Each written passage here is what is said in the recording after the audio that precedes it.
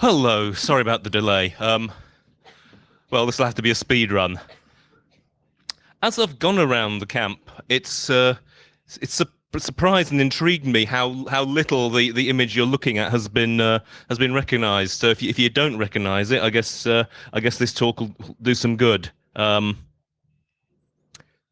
Housekeeping, my SlideShare address is on pretty much every slide, and if you search for it, you will find it. You'll probably need to download the slides to get the links.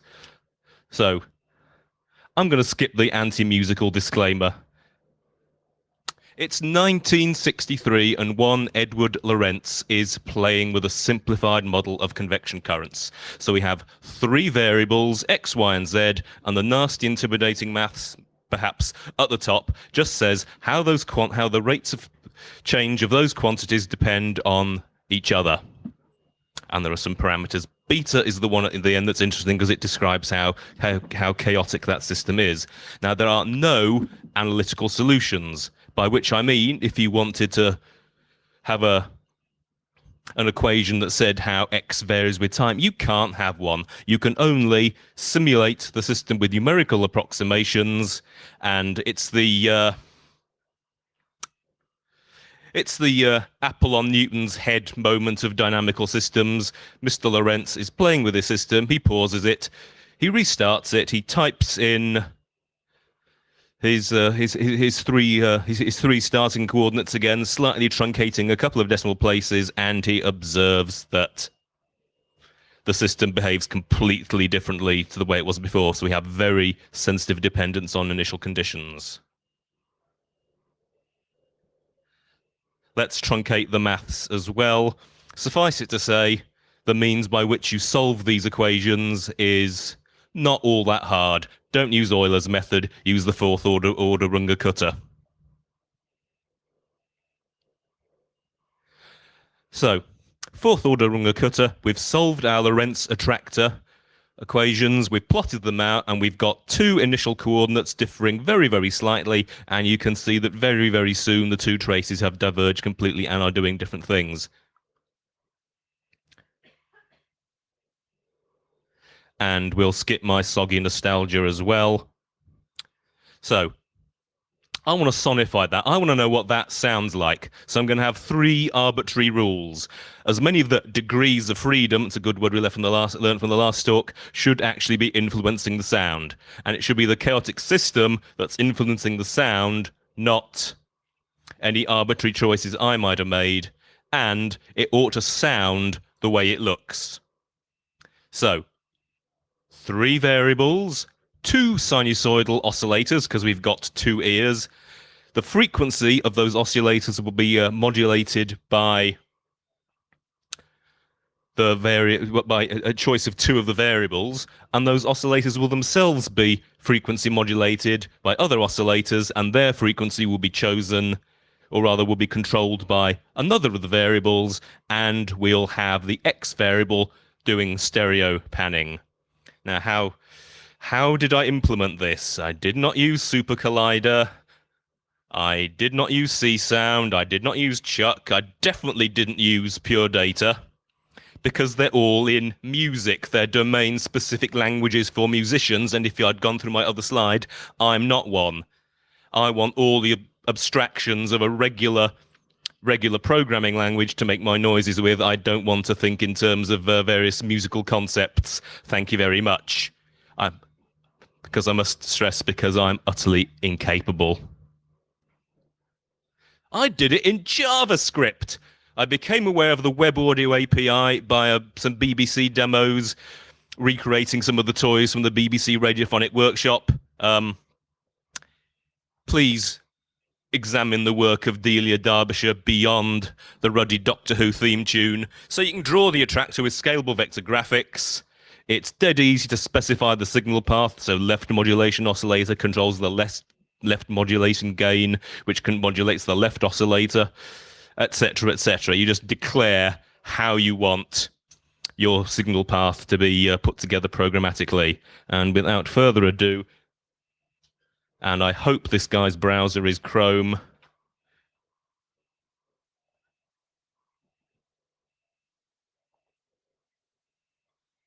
Can we have laptop audio, please? And there it is. It doesn't... But do you know what's missing? To be truly evocative of the sort of the persistence of vision of the trace, what we need is some echo, which I shall... There we go. Actually, I'm just spinning you along. Everything sounds good with delay on it.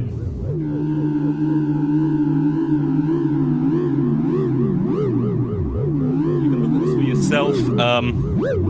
I'll be having much time. I'm gonna briefly make it less chaotic because we need a lot less chaos in this room at the moment, I think.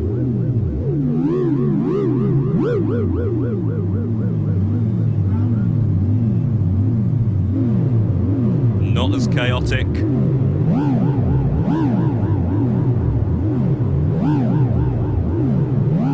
Oh, to hell, all the chaos.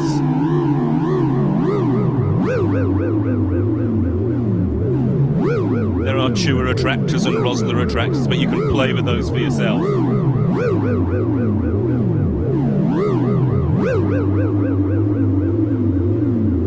I think we get the general idea. Oopsie.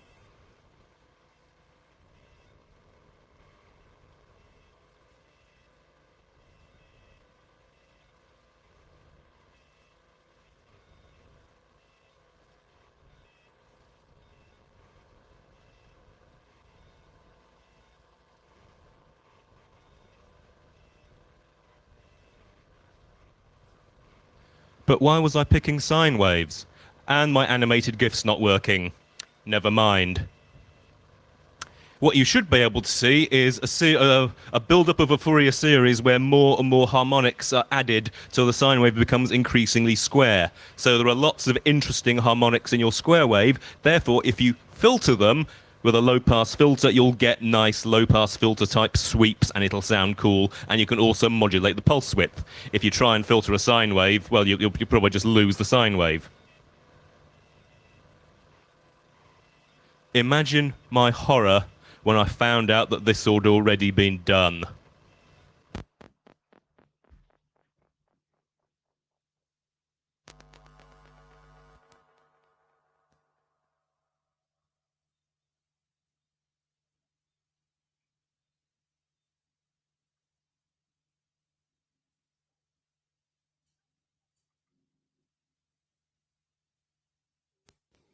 The composer Mike Winters has translated several different chaotic attractors into sound using the software Mathematica 7. Winters mapped the dimensions of Lorenz, Rossler and Chewer attractors to frequency, amplitude and origin of the sound. The following example is a Lorenz attractor with X, Y and Z dimensions mapped to spatial position, frequency and amplitude respectively.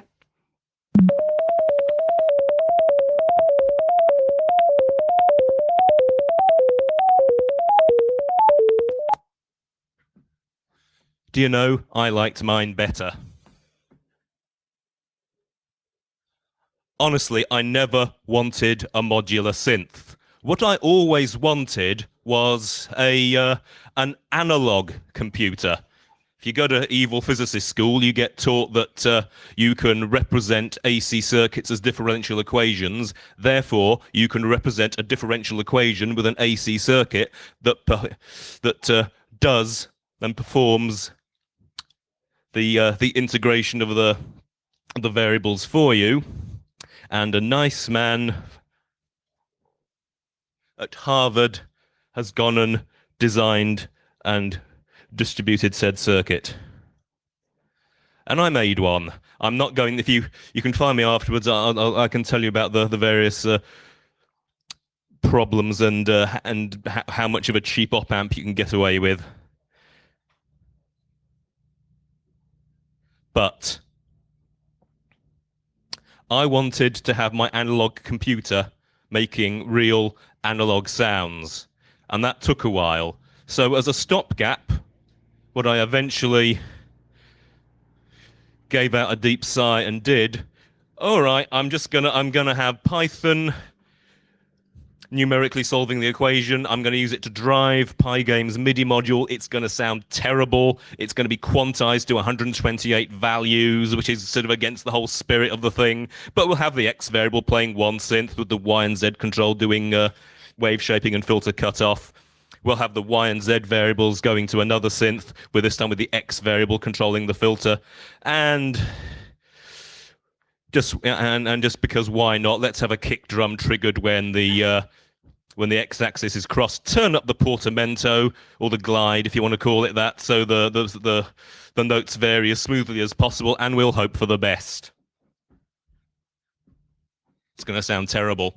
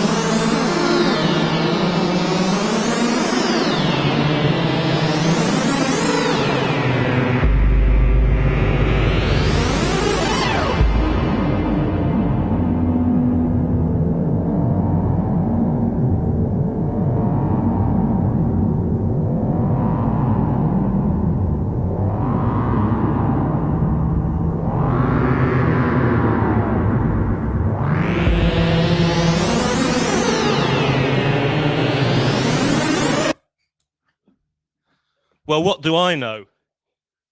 It got a review. My semi-ex-housemate Will, who's a proper musician who's worked with Dama Suzuki and Zev, wrote a review. I don't pretend to understand it myself, as I'm not an ethnomusicologist.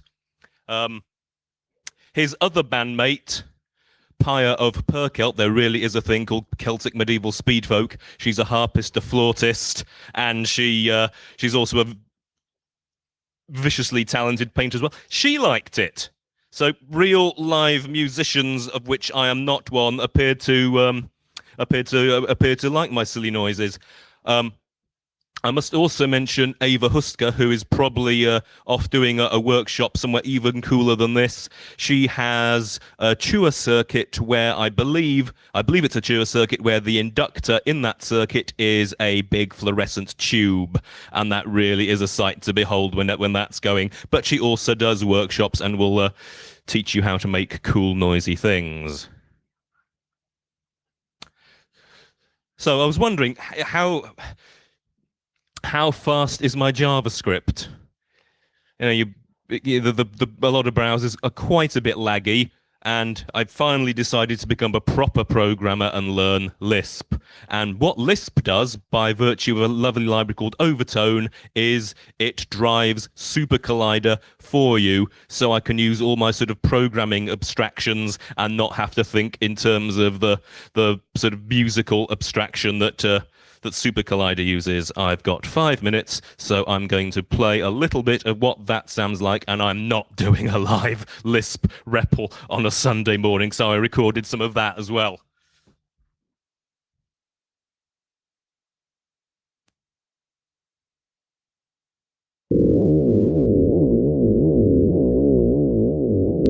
Two Lorentz attractors, both panning. So hopefully that is nicely evocative of the sensitive dependence on initial conditions. And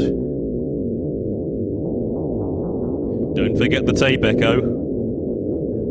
Square waves. So we've got, tell a lie, sine waves back again, doing exactly the same thing as my JavaScript demo, only hopefully the closure is going a little bit faster in the JVM. I've done it in a rather bad and sad way, because what in fact happens is I just generate buffers, fill those with the Lorentz data, and use those as low frequency oscillators to control the sine oscillators.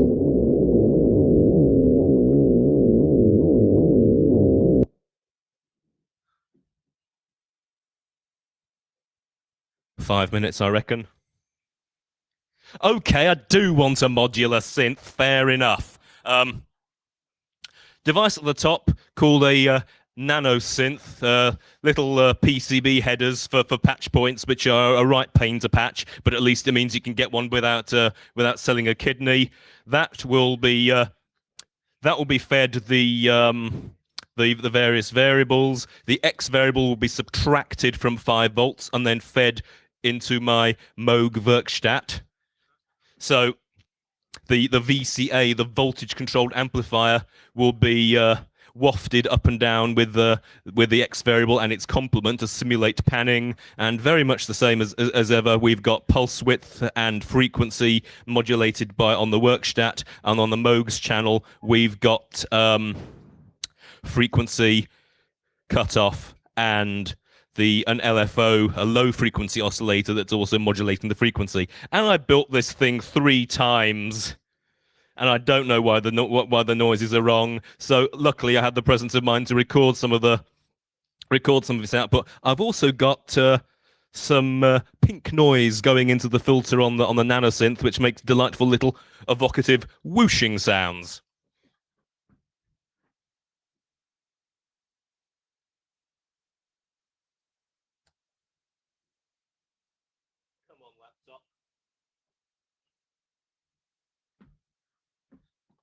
Actually, I've got it on my Korg Chaos pedal. Luckily, I spelt Chaosilator correctly with a C, not a K, so Korg won't sue me, I hope. Well, these noises, if not live, were at least recorded at EMF, so here we go.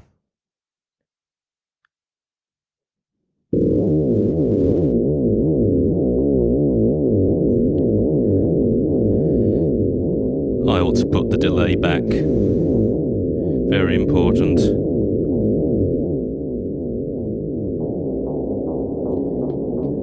I would like to control the speed properly, as it is variable capacitors used on the integrators. If you buy a variable capacitor, it'll be a tuning capacitor. It'll be very, very small, and the analog computer will run way too fast. So I've just got a big nasty rotary switch that just switches between capacitors. I'd like to have some analog switches so I can sort of have various combinations of speeds. Haven't done that yet. Maybe maybe have a digital potentiometer to ramp up and down the chaos, and do some sort of routing to choose different variables at different times. There you go.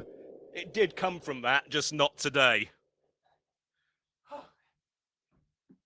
2 minutes. Any questions? If that was working, I'd just be kneeling, twiddling knobs and scowling like I was a proper power electronics performer, and you wouldn't get a word in edgeways. Any questions? I think we've got 2 minutes.